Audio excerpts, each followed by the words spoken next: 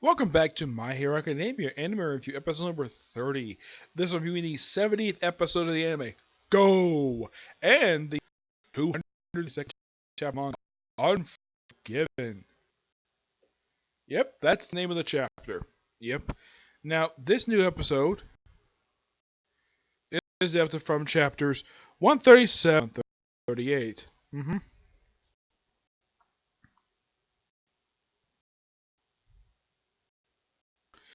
Yeah. Unlike last episodes, where they half of one chapter, or at least finish up the next episode. This one they adapted two full chapters. This one. hmm Yep. With this episode, we're starting the raid on Overhaul's base. Yep, that will pretty much consume the rest of the whole entire arc. Yep, basically we had a couple different things going on. Now, the first episode basically adapted from like chapter 137. It's kind of good the fact they only adapted two chapters this episode because it'd be kind of weird if they adapted three chapters. Unlike Taste of Fire Force, where they cut some stuff out, this one they don't. Yep, I would say mostly additions. Now, pretty much they got enough information out of basically look around Japan. Yeah, we see these various places they raid. We see Sir Night Eye following the blonde hair guy who works for Overhaul. I don't remember this guy's name. His eyes come up. Yeah, he later explains that he actually sort of used force on him to find out where Overhaul's base operations is. And where's base operations? The bottom. He has underground complex underneath his frickin' mansion. Okay, fine. And of course, while leading up to this whole thing, over the course of like 2 days, Deku and pretty much a lot of the other characters who participate in this level, with Riot, or Gravity, Froppy, and the Big Three, are pretty much worried basically about this and the fact that Deku and Lemillion are just, well, constantly worried about basically what they basically kind of stressed out. And of course, Deku basically a couple times they see where he started stares his food for a little while, and he basically is worried. He has to keep conceal the whole thing of crying. Yeah, that's what he was in the manga. In the anime, they actually don't show it at all. Him actually crying, unlike in the manga, they do. It's a minor thing to cut out, but just one little thing. Yep. And then, of course, when they get the actual get the info where this place is like get in the future, basically about a couple of days. Yeah, and then of course, well, then they get the phone call in the middle of the night. Yep. And this is what was quite interesting. They actually added in here where you have Deku receiving it first, and he sees it on his phone. Like in the manga, they just walk up to the, let's just say, the foyer of the dormitory, basically having Red Riot, Ur Gravity, Utaku. Let's see, Ur Gravity, Red Riot, Froppy, and Deku all pretty much gathered up in like one location. So the episode kind of started off kind of where the chapter started off basically with a whole like practice area thing. Yeah, and then they add little stuff here and there, but it's minor. Basically, it's the anime. hmm Yeah, and then of course, well, they get to the base and they get to Sordenized office. That pretty much tells the strategy where this place is, and then of course, they have a suit up where you have Deku put on his. You have Deku and Lamela put on their suits, but we don't see you don't see Ur Gravity or Frop put in their suits, which is quite interesting. Yeah, we get sort of a minor suit up sequence for Deku and Lemillion, but not the girls for some reason. Not even Red Riot gets his. Yep. And then they go straight to police headquarters, the police station, where they basically team with the police to take the overhaul of his base of operations. And apparently Gran Torino can't participate in this particular battle because he's busy. He's busy. That's the reason why he can't go. The actual reason is, well, they never give an actual reason why he's particularly busy. The manga that's about to explain it. Yeah, so my guess is that Studio Development was kind of concordant like, okay, where he said he was disappointed he couldn't go, but he does take part later on in the arc. hmm He does toward the very end of this arc. Yep. And then they go straight to Overhaul's house. Yep. And they're about to break in, and then their version of Bane shows up, who looks like a freaking bird. Yeah, he starts attacking the police. Lucky enough that Eraserhead and Deku, who are there, and they protect the police. And then the dragon hero goes to her dragon form, holds the guy down, and then Elvis was like, and she's like, "We'll handle this. Like my team handle this. Get it there." And that guy basically is full agreement. Yeah, let's just go in there and beat the crap out of these guys. And of course, one of them basically, I don't know who this guy is. He uses a bush as basically like razor blades.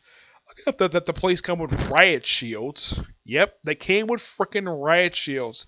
And of course, well, they're pursued pretty easily. And then the episode ends with you have Lemillion and Deku about to reach the doors to the underground. Meanwhile, Overhaul basically first visits his father. Yeah, this is actually taken from page 5 of the chapter, which for some reason they put toward the end of the episode, which is fine because it kind of takes place at the same time as what's going on here. And then he goes visit Eri, and that's where the episode ends. Really good start to this raid. Looking forward to the next week's episode where it continues this basically. And it's going to be a spotlight episode on Sun Eater. Yep. Also, they do make one minor change here. Before the battle, this whole thing going on, Fat Gum gives Sun Eater a pack of swordfish. In the manga, it's Merlin for some reason. Yeah, it's basically what's translated here in this particular book. Yeah, as of right now with this episode, this book isn't fully adapted. Now we're on to this book here. Yep. But overall, really, aside from some minor dialogue changes, it's mostly the same. And they made some additions, basically. Of course, it's the anime. They basically make additions anyways. But in the case of cutting stuff out, I'd say the only thing they cut out is basically Deku crying. Yep. Now let's move on to the manga. The Unforgiven. Yeah, I'm like, Unforgiven. Does that sound like a movie by Clint Eastwood? Probably is. I don't know where to get the title from. And you have Endeavor basically yelling at his oldest son, Natsu, and of course Baka's, it would hurt. It's like, nah, get off me. Like, hot. Stinks like an old man. And of course, well, Baka's like, where's that white clad chap? No, wrong, not you, not right. Captured. Huh, thought I was gonna. Brr. No hurt, I hope. Nope, thanks for the save. That was you, right? Yep, and of course Deku, lucky enough he took the time to put on his gloves. Yeah, his power gloves that was made for him by I don't remember her name, the one who has basically kind of zoomed part of her eyes. As Quark basically she invents it and works out. Look, I've brought it along with him. Yep. So yeah, basically Shudo's the one who took him down, which is interesting.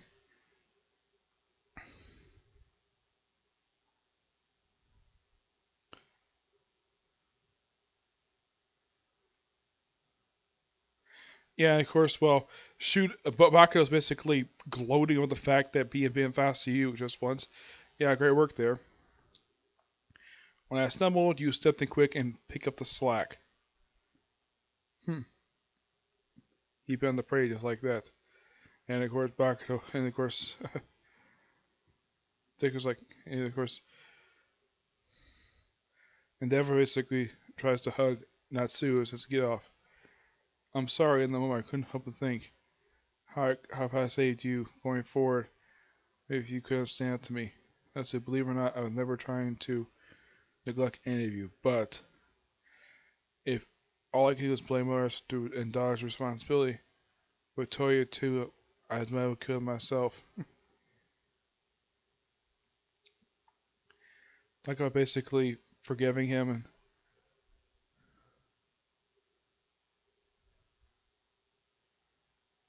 and he's like, we go to hell before I forgive you, because I'm not as carrying a Shudo. Even so, you should have for Fuma, right? And for your mom's sake. Your sister loves the idea of being a happy family, because that's exactly what I ruined. She wants to go back, eager to fix everything. That's what you're trying to do because that's what she feels. Because you're crying. So, forgive me. You don't have to forgive me. I'm not looking for forgiveness, just atonement. Wow. You got words all of a sudden.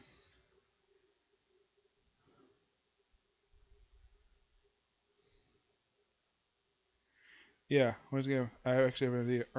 Stop that endeavor. Yeah. Yep. Of course, ending's like, of course, he got beaten off panel of freaking Shudo. Huh. Oh, all wrong. Stop. Oh, please. Whew. Of course, taken the custody. Then, of course, you have. That's gonna matter. What's your name, huh? It's just Bakudo, right? Nah. You picked the name. You're the last one I'm telling you, so buzz off. Tell me. Yeah. Alex. You gotta put our eyes on you. Attacked? Everyone okay? Yeah, this, of course, Endeavor's smoking hot daughter. Okay? Shudo and the boy saved me. But Gene, I've already talked about this with Shudo now, too. It was great safe house, so very much they come home, too. I showed that working hard. It's okay now. We got some building a new house for you all. Makes sense for you, for your commutes. And give your mother wearing warm back when you're dead. And of course, like, what about you? I'll remain here. Interesting ending to this particular chapter. So yeah, well, that new villain ending was pretty much a disappointment. Yeah, he gets beaten off panel by frickin' Shudo, and the fact that apparently he decides to kind of atone with his family by having them all move out of his house to get out their old home, build a new home for them for their commute, something for his estranged wife when he hasn't spoken to in years. I gotta say, this is actually a pretty good chapter. It did progress the story forward, and pretty much you can kind of say, even though this is kind of like another arc for Endeavor, you can kind of say it's his redemption arc. Mm-hmm. Yep. I mean, he's having back his oldest son is basically is fine, and if it's something though, that his younger son, the one who actually groomed to replace him, is the one to be his old arch nemesis. I'm like, okay, but here's the difference between ending and, let's say, All for One. All for One was actually interesting. Ending was not that interesting at all. Just some growly villain. He's by far, even though he's a new villain, he is a disappointment. I mean, yeah, apparently he wrapped this up in tape, and I think he's basically just a vengeful burn victim. Okay, yeah, but he's by far the weakest part of the whole chapter is ending himself. But I'd say probably the best part of this chapter is basically Deku basically looking out the civilians, and of course, well, Endeavor basically trying to try to atone with his family by saying he's building a new home, and he could say and he'll stay at their old home. Okay, fine. Maybe a new chapter moving forward. And it's something though, Endeavor spends the whole chapter without his famous flame beard he's known for having, where basically he has his beard and his eyebrows too. But I'm gonna give this chapter roughly a 9.5. I think it's a step up definitely from the last chapter, but I have to wait for uh, Friday for the next chapter to be released.